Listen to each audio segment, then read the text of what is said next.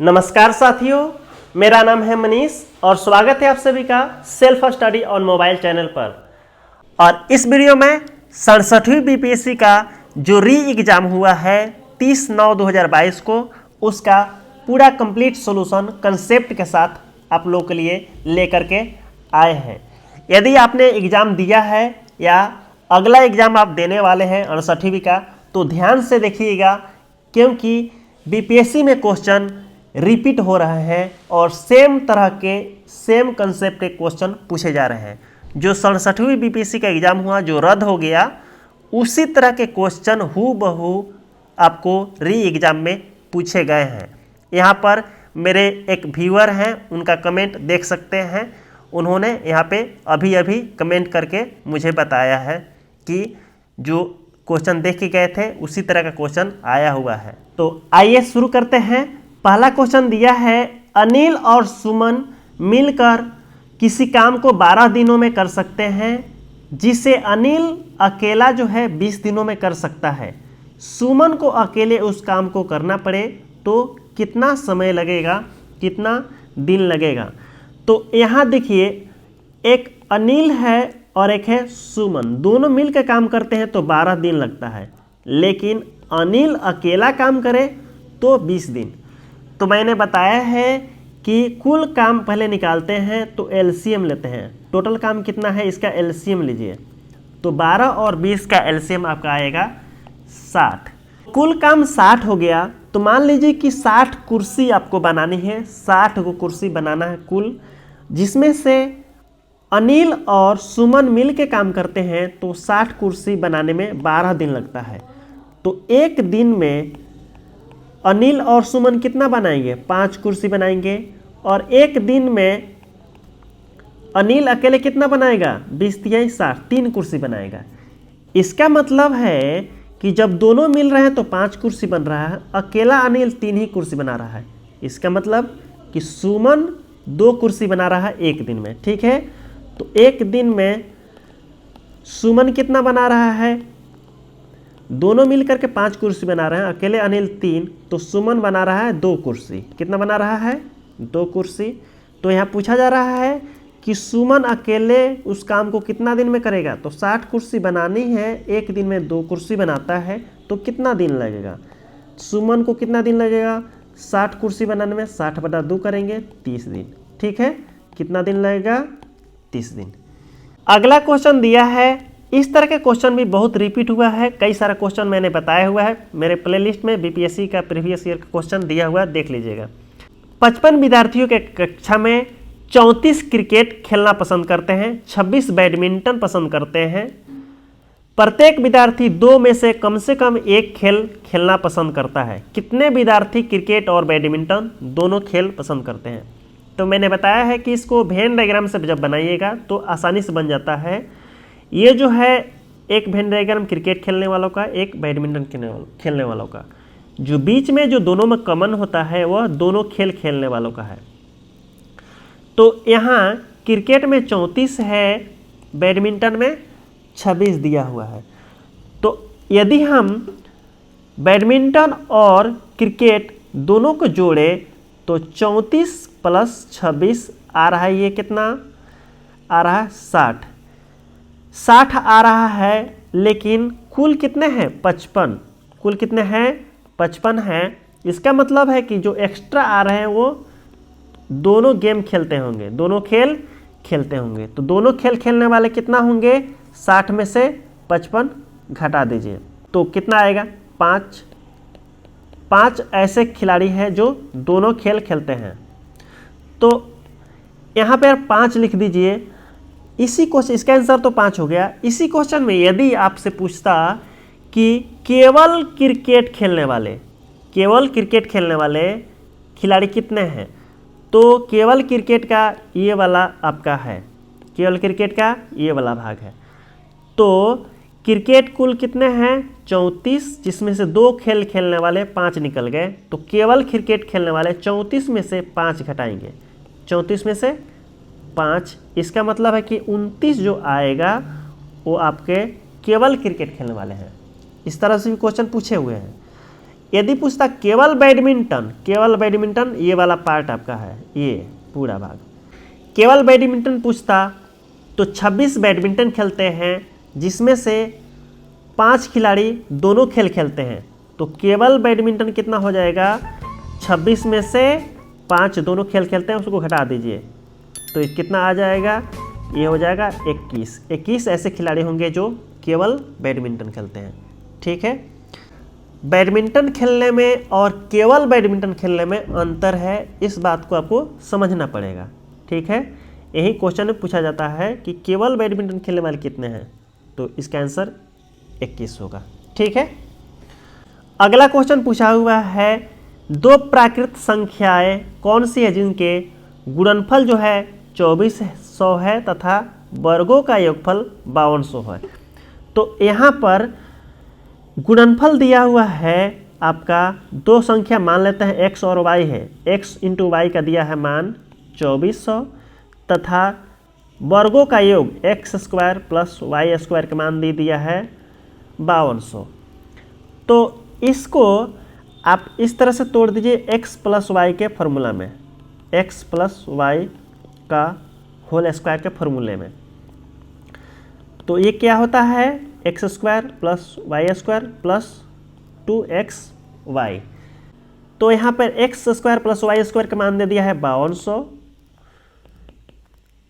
2 into x into Y का मान आपको 2400 दिया है। तो ये हो जाएगा 5200 प्लस 4800, इसका मतलब जोड़ेंगे तो ये हो जाएगा 10,000। अब जो है x प्लस वाई का मान निकालना है तो स्क्वायर रूट आ जाएगा यहाँ पे 10,000, स्क्वायर रूट निकालेंगे 10,000 का तो ये आएगा 100। इसका मतलब है x और y दोनों का योग होना चाहिए कितने के बराबर, 100 के बराबर। तो ऑप्शन से बाई ऑप्शन हम चलेंगे, दोनों को जोड़ने पर 100 किस ऑप्शन से आ रहा है, तो यहाँ हम देख रहे हैं 40 प्लस 60 जोड़ेंगे, 60 प्लस 40 तो आ जाएगा 100, बाकी किसी को जोड़ेंगे तो 100 नहीं आ रहा है, इसका आंसर बी होगा। ठीक है, अगला क्वेश्चन दिया है हूबहू ये क्वेश्चन जो रद्द हो गया एग्जाम 67वीं का प्री का, उसी में पूछा हुआ था सेम तरह का क्वेश्चन। 100 और 500 के बीच कितनी संख्याएं हैं जो 4, 5 और 6 से विभाज्य है। तो यहाँ पर हमको निकालना है 100 से 500 के बीच में निकालना है, तो इसका मतलब है कि 100 भी शामिल नहीं होगा और 500 भी शामिल नहीं होगा। तो शामिल कौन सा होगा, 499 और 99, इनके बीच में हमको निकालना है। तो 4, 5 और 6 से विभाज्य होने वाली संख्या वो होगी जो कि इनके एलसीएम से विभाज्य हो जाए। तो 4, 5 और 6 का एलसीएम क्या होगा, एलसीएम होगा 60। ठीक है, तो एलसीएम से विभाज्य हो जाए तो एलसीएम से इसमें भाग देंगे, एलसीएम से भाग दीजिए और इनके बीच में निकालना है तो माइनस कर देंगे। इतना बार में भाग देना है जहाँ तक पूरा पूरा कट जाए, जो शेष आए वहाँ से छोड़ देना है हमें। तो 6 8 48, 480 है, 6 9 54 ज़्यादा हो जा रहा है, यानी कि 8 बार में पूरा पूरा विभाज्य होगा, कुछ शेष आएगा उसको नहीं लेना है। यहाँ पे 6 दूना 12, 2 बार में नहीं जाएगा, 1 बार में पूरा पूरा विभाज्य होगा, जो शेष आएगा उसको रहने देना है। इसका आंसर होगा 7। ठीक है, इनके बीच में लेना है, घटा देंगे। अगला क्वेश्चन दिया है 70 किलोग्राम के मिश्रण में बालू और सीमेंट का अनुपात दिया है 4:1। मिश्रण में कितना बालू मिला दिया जाए कि बालू और सीमेंट का अनुपात 6:1 हो जाए। यहाँ पे मिश्रण दे दिया है 70 किलोग्राम, मिश्रण कितना दिया है 70 kg। यदि बालू की मात्रा निकालनी रहे तो बालू कितना होगा, तो 70 का अनुपात कितना दिया है 4:1। तो 4 बालू है तो 1 क्या है आपका सीमेंट। इसका मतलब है कि बालू की मात्रा निकालनी हो तो 4 को ऊपर रखेंगे, बालू का अनुपात बटा कुल अनुपात, 4 प्लस 1 जोड़ेंगे यानी कि 5। ठीक है, इस तरह से आप निकाल सकते हैं बालू की मात्रा। तो ये हो जाएगा 14 चुका 56 kg यहाँ पे बालू आया, 56 किलो क्या आया बालू। तो सीमेंट क्या होगा, सीमेंट मिलेगा आपको घटा दीजिए, या तो घटा सकते हैं 70 में से 56, या इसी तरह से निकाल सकते हैं आप सेम तरह से 70 गुना सीमेंट का अनुपात 1 है बटा कुल अनुपात 4:5, ये हो जाएगा 14, या घटा भी देते तो हो जाता सीधा सीधा 70 में से 56 किलो घटा देंगे तो 14 किलो सीमेंट ही बचेगा। अब यहाँ से आपके ऊपर है कि आप इसको शॉर्ट में बनाना चाहते हैं कि आप डिटेल में कंसेप्ट से बनाना चाहते हैं। जैसे 4:1 दिया है मिश्रण और कितना बालू मिला दिया जाए कि 6:1 हो जाए। इसका मतलब है कि देख रहे हैं कि सीमेंट का अनुपात तो सेम रह रहा है, लेकिन यहाँ पे बालू का अनुपात बढ़ जा रहा है, बदल जा रहा है। तो कितना बदल रहा है? 2 बदल रहा है, 2 बढ़ रहा है, ठीक है, 2 बढ़ रहा है। तो यहाँ पर आप क्या देख रहे हैं कि 1 अनुपात का वैल्यू कितना है? 14। 1 अनुपात का वैल्यू कितना है? 14, और 4 का तो 56 हो जाएगा। तो इसीलिए 2 अनुपात का वैल्यू आपको हो जाएगा 28। सीधा सीधा 2 अनुपात का वैल्यू 28 कर देंगे, इसका आंसर 28 होगा। लेकिन कंसेप्ट से आप बनाइए। तो यहाँ पर यदि इसी को बाय कंसेप्ट बनाना है तो आपने निकाल लिया कि 56 किलो बालू हो गया और 14 किलो क्या है आपका सीमेंट। तो कह रहा है कि कितना बालू मिलाया जाए। बालू मिलाना है तो बालू में हम सिर्फ मान लेते हैं x बालू मिला देते हैं x किलो। सीमेंट में नहीं मिलाना है, कुछ नहीं मिलाना है यहाँ पे। तो सीमेंट में कुछ नहीं मिलाना है, मिला दिया जाए कि 6:1 हो जाए, 6/1 हो जाए। तो यहाँ पर अब सिंपली क्रॉस मल्टीप्लाई करेंगे। 56 + x बराबर 14 × 84 होगा। x बराबर हो जाएगा 84 माइनस होगा 56, इसका मतलब आ जाएगा घटाएंगे तो 28। तो 28 किलो x यानी कि बालू की मात्रा मिलाया जाएगा। अगला क्वेश्चन 150 प्रति दर्जन की दर से संतरे बेचने पर शशि को 25% हानि होती है। 20% का लाभ पाने के लिए उसे किस दर पर बेचना चाहिए? तो इस तरह का बहुत सारे क्वेश्चन कराए हुए हैं। यहाँ पे 25% हानि में बेचने का मतलब है कि 75% पर बेचना। 25% हानि का मतलब कितना हुआ? 75% पर बेचना। उसका क्रय मूल्य 100% है तो 75% पर बेच दिया है 25% हानि उठाकर, और रुपए में बेचा है 150 रुपये। 75% का वैल्यू है रुपए में 150। तो यदि 100% निकालते हैं तो उसका क्रय मूल्य आएगा, लेकिन क्रय मूल्य नहीं पूछा गया। 20% लाभ पाने के लिए उसे किस दर पर बेचना होगा? तो 20% लाभ पर बेचने का मतलब है कि 120% पर बेचना। तो 120% का डायरेक्ट वैल्यू निकालेंगे। 75% बराबर 150, तो 120% बराबर 150 बटा में हो जाएगा 75 गुना 120। तो 75 दूना 150, 12 दूना 24, 240 रुपया इसका आंसर होगा। अगला क्वेश्चन दिया है एक समचतुर्भुज के विकर्णों की लंबाई 10 सेंटीमीटर और 24 सेंटीमीटर है, तो इसका परिमाप क्या होगा? तो समचतुर्भुज के परिमाप का फॉर्मूला होता है, समचतुर्भुज का परिमाप होता है 2 × √d1 का स्क्वायर प्लस d2 का स्क्वायर। 10 यहाँ पे 10 का स्क्वायर करेंगे प्लस 24 का स्क्वायर। तो ये क्या हो जाएगा? 100 प्लस 24 का स्क्वायर 576। अब दोनों को जोड़ेंगे तो ये हो जाएगा 576, 676 हो जाएगा। 676 यानी कि 676 का स्क्वायर रूट निकालेंगे तो ये हो जाएगा 26।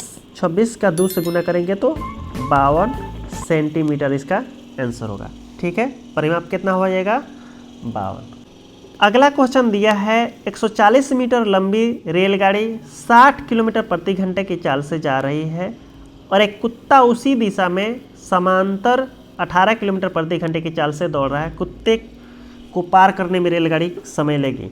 यहाँ पर दूरी क्या हो जाएगा? जो ट्रेन की लंबाई है 140 मीटर वो दूरी हो जाएगा। चाल क्या हो जाएगा? रिलेटिव चाल, सापेक्षिक चाल। दोनों की दिशा जो कि समान है तो घट जाता है। चाल क्या होगा, जब दिशा समान हो तो घटेगा 60 माइनस 18। इसका मतलब है कि 42 किलोमीटर प्रति घंटा। किलोमीटर प्रति घंटा में दिया है तो मीटर पर सेकंड में बदल सकते हैं इसको। तो ये जो है 42 किलोमीटर प्रति घंटा को हम बदलेंगे मीटर पर सेकंड है तो 5/18 से भाग दे सकते हैं। 6 त्रिक 18, 6 सते 42, ये आएगा 35/3 मीटर पर सेकंड। अब चाल पता है हमें और दूरी पता है तो समय क्या होगा, यहाँ पर समय बराबर क्या होगा, दूरी बटा चाल। दूरी दिया है 140, चाल दिया है 35/3 हम लोग निकाल लिए हैं मीटर पर सेकंड में, तो 35/3 जो होगा ऊपर चला जाएगा। अब यहाँ पर 35 से ये 140 4 बार में कट जाएगा तो 4 दिए 12 सेकेंड इसका आंसर होगा। ठीक है, अगला क्वेश्चन है, एक घड़ी सुबह 6 बजे सेट की जाती है। यह घड़ी 24 घंटे में 10 मिनट आगे बढ़ जाती है। जब दूसरे दिन यह घड़ी 5 बजे पूर्वाह्न इंगित करती है तो सही समय क्या होगा। सेम तरह का क्वेश्चन जो पिछला एग्जाम हुआ रद्द हो गया उसमें भी पूछा गया है। सेम, कोई भी अंतर नहीं है दोनों में। यहाँ पर क्या दिया हुआ, 6 बजे सेट किया जाता है, सही। तो अगले दिन 6 बजे तक 24 घंटा हो जाएगा, 10 मिनट फास्ट हो चुकी है। अब अगले दिन 6 बजे से लेकर के 11 बजे तक कितना घंटा और हो रहा है, 6 5 11 यानी कि 5 घंटा और। यहाँ पर हम क्या देख रहे हैं कि 24 घंटे में 10 मिनट फास्ट होती है, तो अगले दिन जो है 5 घंटा जो बढ़ा हुआ है तो 5 घंटा में कितना होगा, और 5 घंटा में कितना होगा, 10/24 गुना 5। यहाँ पर क्या आएगा, ये 24 गुना 48, 2 मिनट आएगा। 2 मिनट कुछ दशमलव में भी आएगा लेकिन हम उसको नहीं लेंगे, वो सेकेंड है। यहाँ पर 2 मिनट आया और 10 मिनट पहले, तो 10 और 2 12 मिनट फास्ट हो चुका है। तो 12 मिनट फास्ट हुआ है, इसका मतलब है कि सही समय 12 मिनट कम हो रहा होगा उससे। तो 11 बजे से हम 12 मिनट कम करेंगे तो 10:48 आएगा। कितना आएगा इसका आंसर, 10:48। 12 मिनट हम क्या करेंगे, कम करिए, सही समय मिलेगा। अगला जो क्वेश्चन दिया हुआ है, इस तरह का क्वेश्चन मैंने क्लॉक चैप्टर पढ़ाया हुआ है, अभी अभी एग्जाम से कुछ दिन पहले मैंने पढ़ाया था। उसको जिसने देखा होगा वो ये सही करके आया होगा। दिया है क्वेश्चन में 5 और 6 बजे के बीच किस समय घड़ी की दोनों सुइयां एक साथ होगी। तो इसको समझते हैं। अभी इस घड़ी में कितना बज रहा है, 5 बज रहा है। तो मिनट वाला सुई जैसे बढ़ना शुरू करेगा इधर, तो 5 पर आएगा मिनट वाला सुई, तो लग तो रहा है कि 5:25 पर मिल जाना चाहिए, लेकिन 5:25 में घंटा वाला सुई वहाँ पे नहीं रुका रहेगा, आगे बढ़ गया रहेगा, यहाँ कुछ आगे रहेगा। तो 5:25 नहीं हुआ, 5:25 से कुछ आगे बढ़ रहेगा। तो यही जो है उसको मिनिमाइज करने के लिए हम लोग जो है कंपनसेट करने के लिए क्या करते हैं कि 60/55 से गुना करते हैं। 60/55 से गुना क्यों करते हैं, इसके पीछे लॉजिक ये है कि 1 घंटे में घंटा वाला सुई मात्र 5 मिनट बढ़ता है, लेकिन एक ही घंटे में मिनट वाला सुई 60 मिनट आगे बढ़ता है।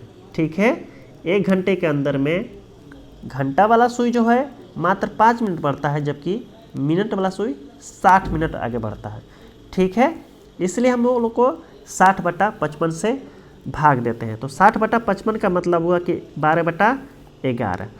तो 5 लग तो रहा है 5:25 में मिलेगा, लेकिन 5:25 में नहीं मिलेगा। उसको कॉम्पनसेट करने के लिए 12/11 से गुना करते हैं। तो 12/11 से गुना कीजिएगा तो ये होगा 300/11। ये आएगा 5:27.3/11 मिनट पर। ठीक है, इसका कंसेप्ट मैं इस वीडियो के साथ जोड़ दे रहा हूँ, तो उस वीडियो को जरूर देख लीजिएगा। 2 क्वेश्चन उसके साथ में लगा दूंगा।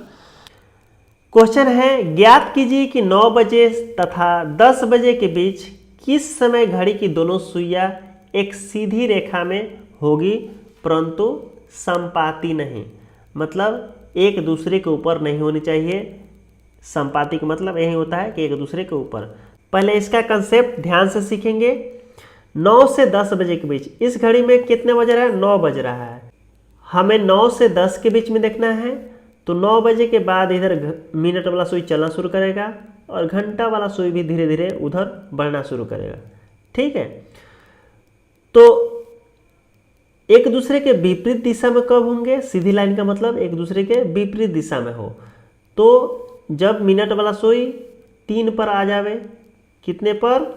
3 पर आ जाए तो एक दूसरे के विपरीत दिशा में हो जाएंगे। लेकिन जब मिनट वाला सुई 3 पर आएगा तो घंटा वाला सुई भी थोड़ा आगे बढ़ गया रहेगा। ये 9 पर रुका नहीं रहेगा, ये भी थोड़ा सा आगे बढ़ गया रहेगा। मिनट वाला सुई जो है 60 मिनट चलेगा, तो घंटा वाला सुई मात्र 5 मिनट ही चला रहेगा। ठीक है, तो दोनों के बीच का गैप जो हो गया 55 मिनट का। 60 मिनट में गैप कितने मिनट का?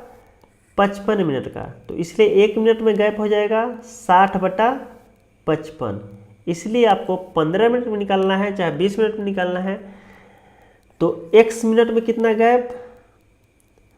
तो x मिनट में गैप हो जाएगा आपका 60/55 गुना x, यानी कि काट देंगे इसको तो 12/11 x आ जाएगा। 12×5 = 60 और 11×5 = 55, तो 12/11 x।